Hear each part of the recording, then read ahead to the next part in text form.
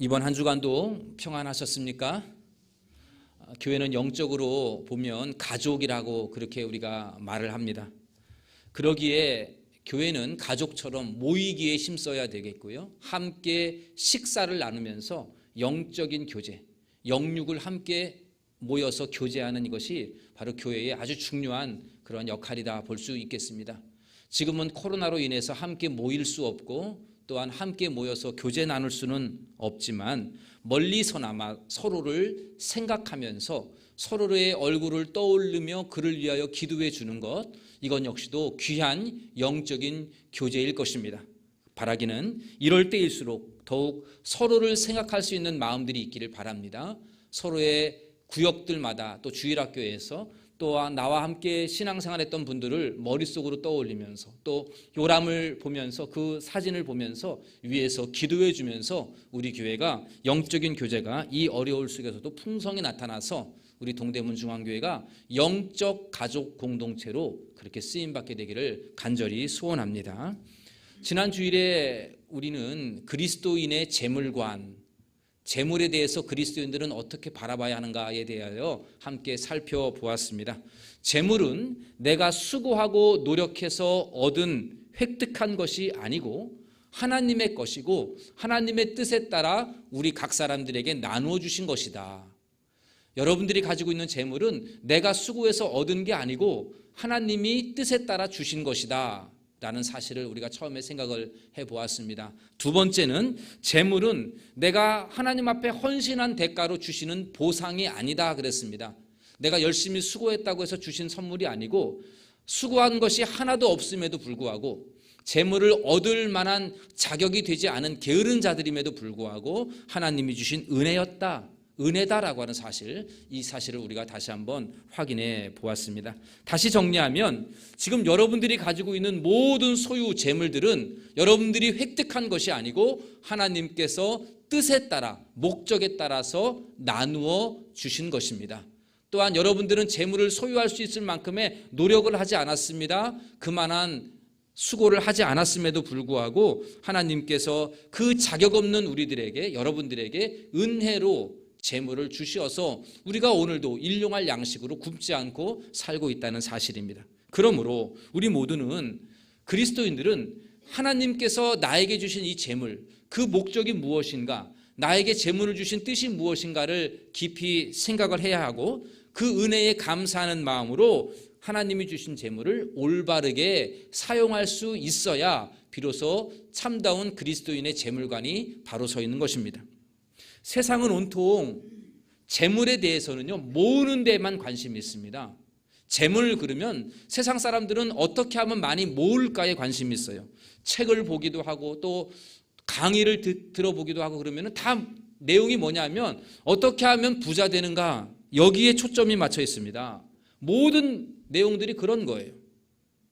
그리스도인들도 크게 다르지 않습니다. 우리들도 더 많은 재물 모으려고 하고 어떻게 하면 더욱 재산을 불려볼까, 여기에 관심이 그리스도인들도 많은 것을 부인할 수가 없습니다. 그러나 사회적으로 보나 성경적으로 보나 여기에 온통 관심을 가지고 재물을 모으는 데만 관심이 있다라고 한다면 이것은 옳지 않습니다. 사회적으로도 보면 돈은 쌓아두라고 만든 것이 아니죠. 축적하라고 만든 게 아니고 널리 사용하라고 만든 것입니다. 돈이 돌고 돌아야 비로소 경제가 나아지게 되고 건강한 나라가 되는 것입니다. 돈이 어느 한 곳에 축적되지 아니하고 계속해서 돈이 사용되어져야 그 나라의 경제가 건강한 경제가 될 수 있는 것입니다. 성경적으로도 마찬가지입니다. 돈이 쌓이지 아니하고 어느 한 곳에 쌓이지 아니하고 계속해서 돈이 사용되어지고 계속해서 물 흐르듯이 흘러가야만이 비로소 성경적인 삶이다라고 볼 수 있습니다. 누가복음 12장에 보면 이러한 비유의 말씀이 있습니다. 한 부자가 있는데 이 부자가 곡식이 너무 많습니다.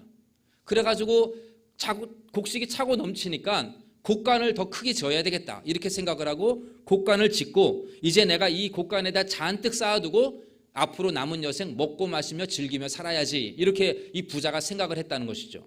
그때 하나님이 말씀합니다. 어리석은 자여, 오늘 밤에 내 영혼을 도로 찾으리니 그러면 내가 준비한 것이 누구의 것이 되겠느냐? 네가 오늘 밤에 내가 너의 영혼을 데리고 가면, 내가 내 생명을 취하여 가면 내가 그렇게 크게 짓고 쌓았던 곡간의 곡식들이 누구 것이 되겠느냐? 이렇게 지금 하나님께서 충고하십니다. 예수님은 이 비유의 말씀을 백성들에게 하시면서 다음과 같이 교훈합니다. 누가복음 12장 21절 화면에 보시면 이렇게 있습니다. 다 같이 한번 읽어보도록 하겠습니다. 자기를 위하여 재물을 쌓아두고 하나님께 대하여 부요하지 못한 자가 이와 같으니라. 그렇습니다. 자기를 위하여 재물을 쌓아두는 자들은 어리석은 사람이라는 겁니다. 세상 사람들에게는 부자라는 소리를 들을 수는 있겠지만 하나님 앞에서는 부유한 사람이 아니다, 이렇게 말씀하셨습니다.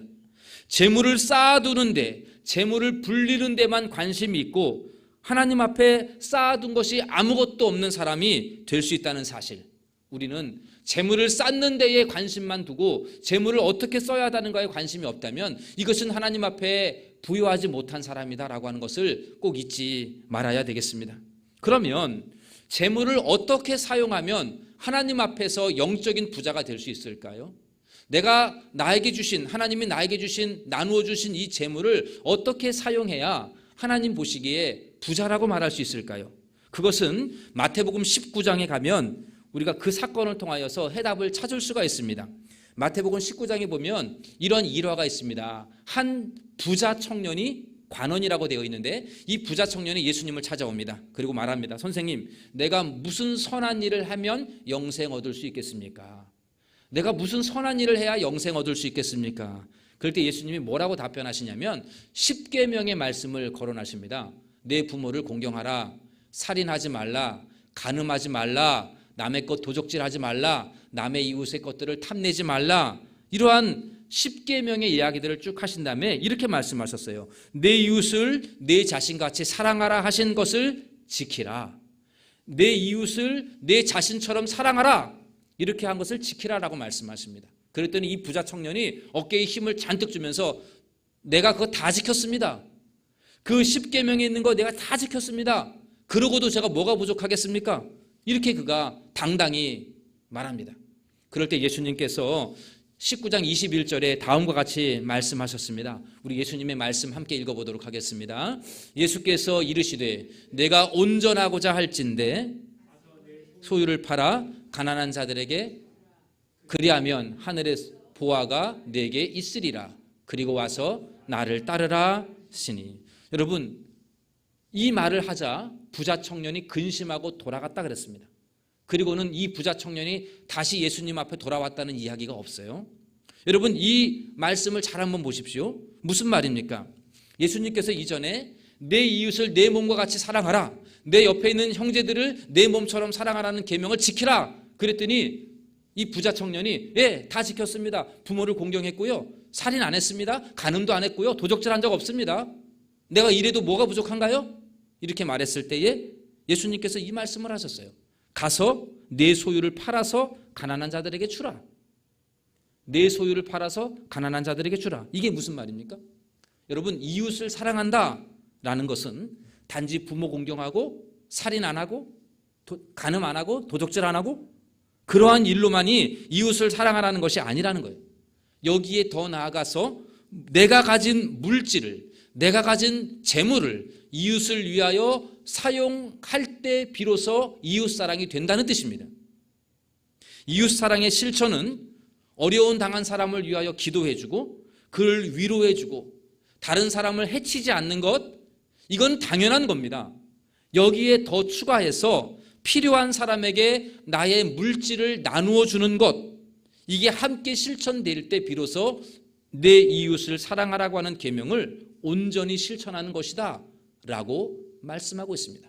우리는 다른 사람을 해하지 아니하면, 다른 사람 해치지 아니하면 이웃사랑하는 것이라고 착각을 하고요, 다른 사람을 위하여 기도해 주는 것, 위로해 주는 것, 그것으로 이웃사랑을 다했다고 하는데 그거는 부족하다고 예수님 말씀하십니다. 너가 가지고 있는 물질 가지고 팔아서 나눠주라 그래요. 가난한 자들에게, 필요한 사람들에게 나눠주라고 말합니다. 그게 바로 이웃사랑을 실천하는 것이라고 말씀하고 있습니다. 우리는 이것을 잊지 말아야 됩니다. 우리가 하나님 사랑하고 이웃 사랑한다라고 할 때에 그 이웃 사랑은 내가 가지고 있는 물질도 나누어서 필요한 사람들에게 나누어주는 것, 이것 역시도 포함이 된다는 것 명심하시기를 바랍니다.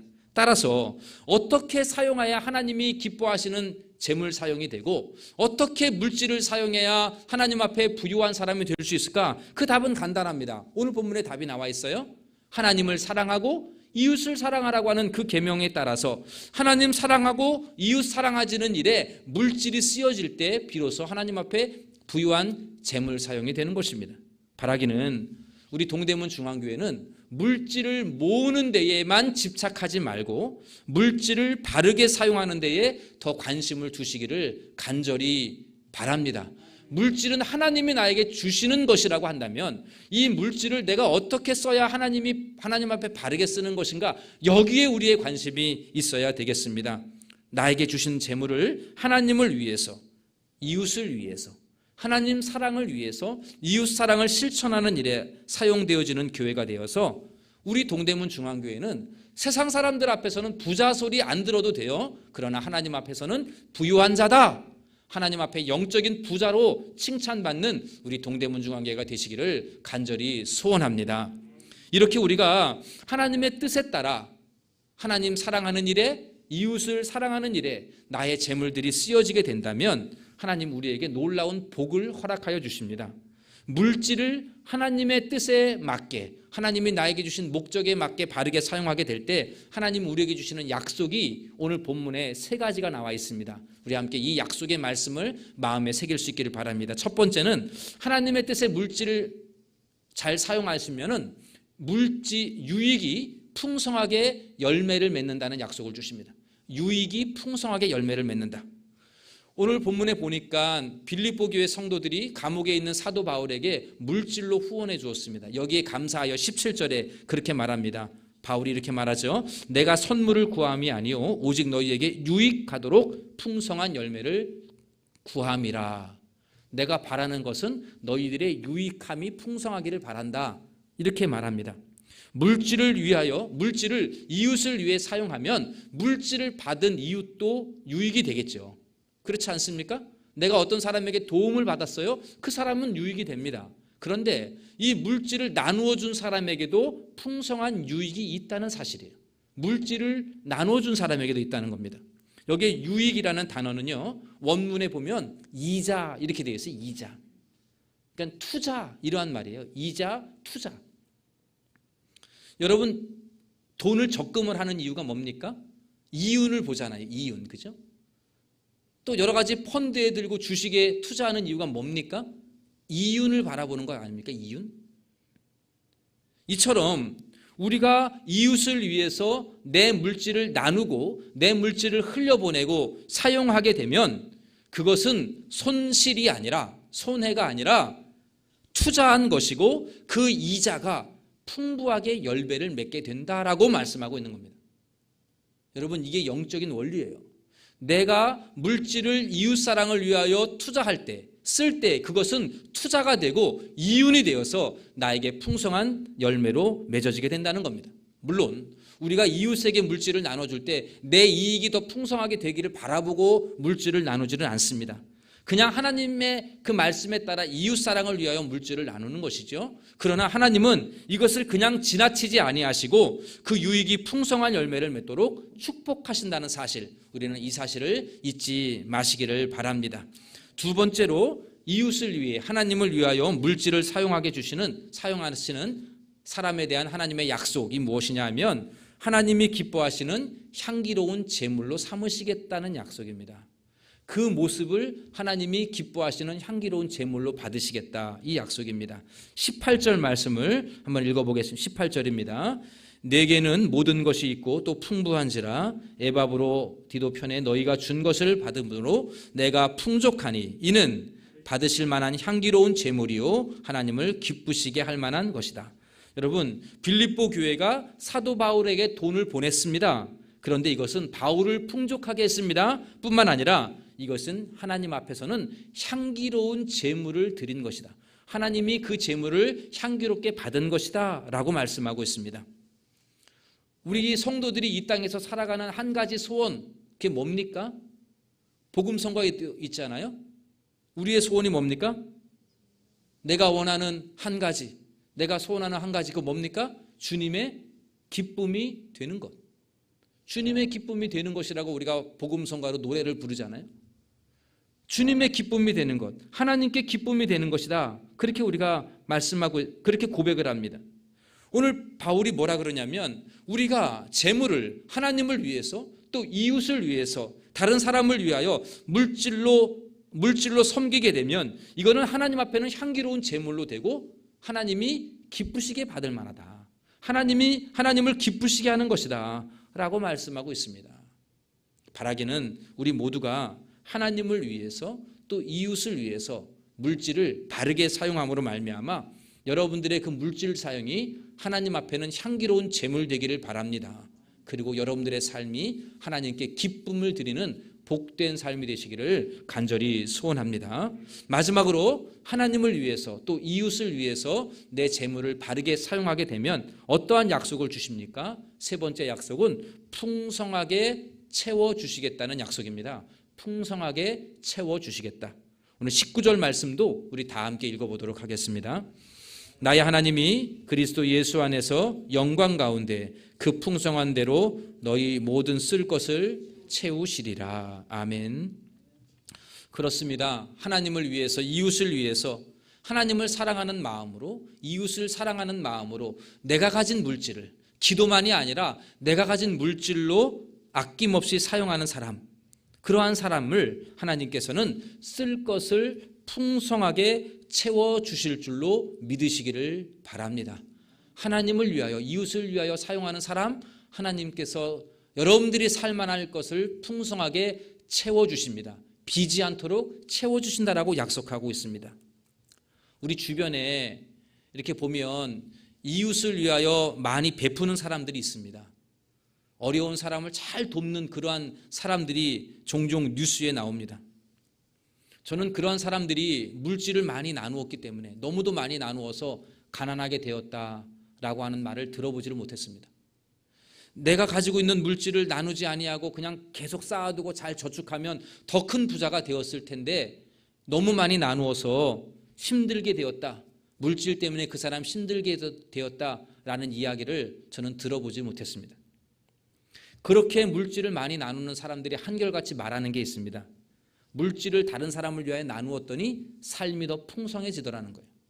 삶이 더 행복해지더라. 보람이 있더라. 사는 맛이 있다. 그렇게 이야기들을 해요. 이상하죠? 내가 가지고 있는 돈을 다른 사람에게 나누어 줬는데 빈 게 아니라 부족한 게 아니라 풍성해졌다 그래요. 행복해졌다 그러고요. 보람이 있다 그래요. 삶의 가치를 느낀다라고 말을 합니다. 기쁘다라고 말을 합니다.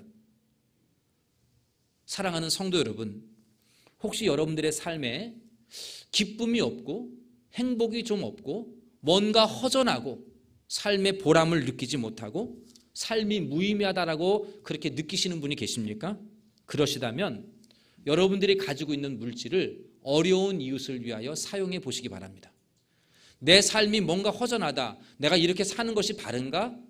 삶이 무의미하다라고 느끼고 인생이 허무하다라고 느끼고 행복하지 않다고 느끼고 또한 기쁨이 없다라고 느끼시는 분들은 여러분들이 가지고 있는 물질을 기꺼이 나누어서 이웃들에게 또 교회의 성도들 가운데 필요한 사람들을 생각하며 그들을 위하여 한번 사용해 보시기를 바랍니다. 물질을 흘려보내시기를 바랍니다. 하나님께서 기쁨 주시고 보람 주시고 부족한 것은 넘치게 채워주실 줄로 믿습니다. 물이 고이면 썩습니다. 냄새가 납니다. 물이 고이면 그 호수는 망가지게 돼 있어요. 혹시 우리의 삶이 그 물질이 내 안에 너무 고여있기 때문에 삶에 기쁨이 없고 행복이 없을 수 있어요. 그 물질을 한번 터봅시다. 물질을 흘려보내시기를 바랍니다. 그러면 놀라운 기쁨과 평안함과 삶의 의미를 되찾게 될 것입니다. 말씀을 정리해 보겠습니다. 올해 우리 동대문 중앙교회 대부분의 성도님들이 다 어려움을 겪고 있습니다.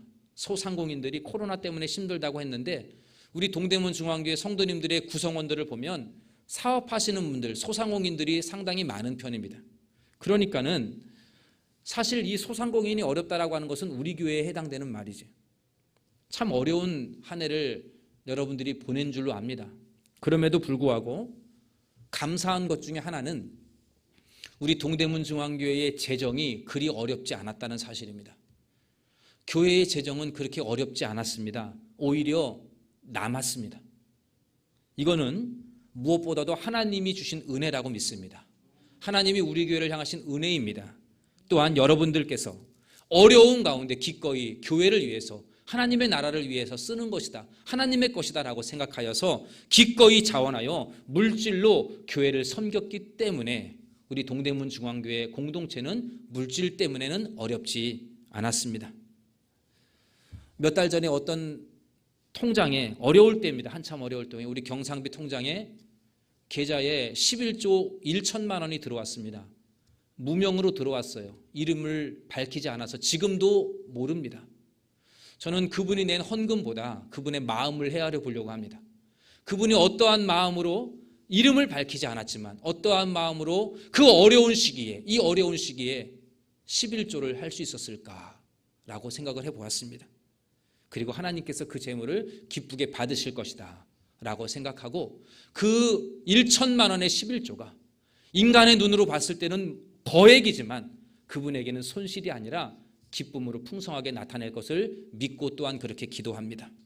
지난 한 해 동안 물질의 어려움이 있음에도 불구하고 하나님 사랑하는 마음으로, 이웃을 사랑하는 마음으로 기꺼이 여러분들의 그 물질을 깨서 교회를 위하여 헌신해 주신 여러분들, 11조를 비롯하여 주정헌금, 또 감사헌금, 각 주일학교에서, 또 구역에서, 또 남전도회, 여전도회 회비도 내시고, 또 감사헌금, 선교헌금, 전도헌금, 건축헌금, 오병이어, 그리고 특별헌금까지 경제적인 어려움 속에서도 물질로 헌신해 주신 여러분들 모두에게 하나님의 놀라운 은혜와 복이 있기를 간절히 축원합니다.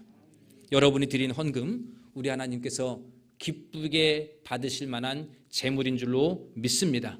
우리 하나님 기쁘시게 한 행위인 줄로 믿습니다. 간절히 바라기는 내년 2021년에도 여러분들의 삶에 하나님께서 주시는 유익이 풍성하게 열매 맺기를 간절히 기도합니다. 내가 하나님 앞에 이자 얻으려고 투자한 건 아니지만 하나님께서 여러분들이 기꺼이 교회를 위해서, 이웃을 위해서 나누었던 그 물질에 놀라운 유익으로 풍성한 열매 맺기를 간절히 원합니다. 또한 여러분들의 물질의 나눔이 하나님 앞에는 기쁨의 제사가 되고 향기로운 제물로 올려지는 복이 있기를 원합니다. 마지막으로 하나님께서 그리스도 안에서 영광 가운데 그 풍성한 것을 넘치도록 풍성하게 여러분들의 쓸 것을 채워주시어서 2021년 내년이 하나님 앞에서 부유한 자로 우리 동대문 중앙교회가 복받는 우리 모두가 되시기를 주님의 이름으로 간절히 축원합니다. 기도하겠습니다.